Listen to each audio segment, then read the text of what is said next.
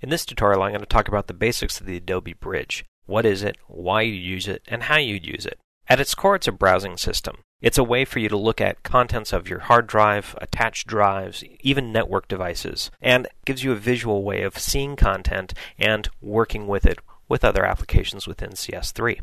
When you look at the Bridge window, it's really showing you a lot of panels. Over here on the left-hand side, I've got favorites and folders. The folders panel is a way for me to work into a hard drive and see, for instance, my InDesign CS3 draft. Inside of this folder, there's a links folder. Now, clicking on that links folder opens the contents and shows me what's inside of that folder in the contents panel. The favorites are places that I go frequently. So, for instance, if I want to go to this contents folder quickly and easily, I might move up one level, look at that links folder, and now drag this into the favorites area between two folders. Now I can quickly and easily get to the contents of the links folder from the favorites panel. Now, panels in the Bridge can be picked up and moved. If you click on the tab's name, I can now group the folders panel with the filter panel. Dragging and dropping shows you a highlight of where it's going to go. If I drop between two, I get a new area for an independent panel. Now, panel sizes can all be changed by dragging the divider between the two panels, and you can move the column separator. So I can give myself a more narrow column on the left and more space for the content view. By double-clicking that edge, I can collapse the left column, or double-click to bring it back, and pressing Tab is going to hide both the left and the right columns. Pressing Tab brings them both back. Now, all the panels available in Bridge are under the View menu. Everything from the Folders panel right on down through the Inspector panel. And the arrangements of these panels, so for instance if I move folders over here and group it with Preview, the arrangement, the size of each panel and column, and the arrangements and groupings of panels can all be saved as a workspace by going Window, Workspace, and Save the Workspace. In the bottom right-hand corner I have access to 3 workspace shortcuts. The middle one takes me to a film strip view, number 3 takes me to a metadata view, number 1 takes me back to default. And by clicking and holding, you can change which saved workspace this particular preset button will take you to.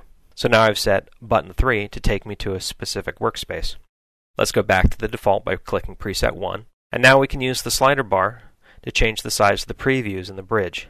I'm going to go back to a medium size, and I'm going to move into my Photoshop favorites. The content panel shows me what's inside of this folder. If I go to the View menu, I can also sort by particular types of information. So I could choose to sort by the date created. I also can create manual sorts, so I might take these images and I might move them later on. I could pick up these 3 files and move them to an earlier portion of this file, and this is all manual sorting. If we take a look at this red label, we can see information about the file, basic dimensions and resolution information, where it was made. This is basic metadata. If I take a look at a photo taken with the digital camera, I'm going to see different types of metadata, information about the camera, how the shot was set up, possibly even the serial number of the camera. This is all metadata. There's another form of metadata we can see on this image. It's the star and bar ratings.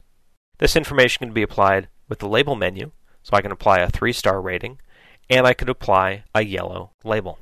Those ratings can also be applied with the keyboard shortcuts Command or Control 1 through 5 to apply the star ratings. Let's give it a 3, and 6, 7, 8, or 9 to change the color label.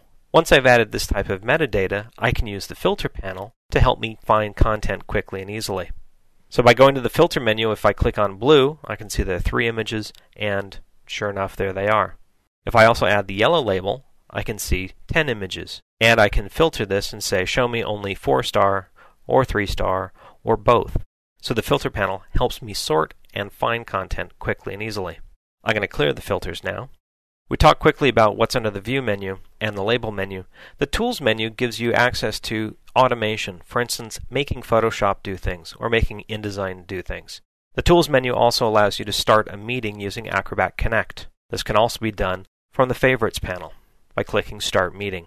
Now let's take a look at a situation. It's pretty common for me. If I'm working with an InDesign file, let's go ahead and open this one up, and let's switch to Layout. On the left-hand side of this layout, I've got 4 missing images. I need to pick up the 4 photos of the contributors to put them into these frames. I'm going to do this with the Bridge. In each of the Creative Suite applications, I can go to the Bridge button. Now I'm going to go to that Links favorite, and I know that these files are all called Contributor. So if I just type CON, the Bridge jumps to and finds the first file that starts with those letters. I'm going to hold the Shift key down to select the 4 contributor images, and now I'm going to take the bridge into a compact mode by clicking the icon in the upper right corner. So now the bridge is smaller, I can see more of my screen, and when you're working in compact mode, you have the option of whether or not the compact window is always on top of all other windows. I like to turn this option off so the bridge window acts like all other windows in my system. Now working with the compact view, I've got the 4 images selected. I'm just going to drag and drop them onto my InDesign layout and then switch to InDesign by clicking on the layout. Now I've got a cursor loaded with all 4 of those selected graphics. I just plain click 4 times, the 4 images are loaded, and there you go. Let's go back to the bridge. Let's leave compact mode. So there you go, a quick overview of what the bridge offers and how you can work with it. I hope this helps you. We've got other tutorials that talk in more depth and more detail about specific aspects of the bridge, so make sure you watch those too.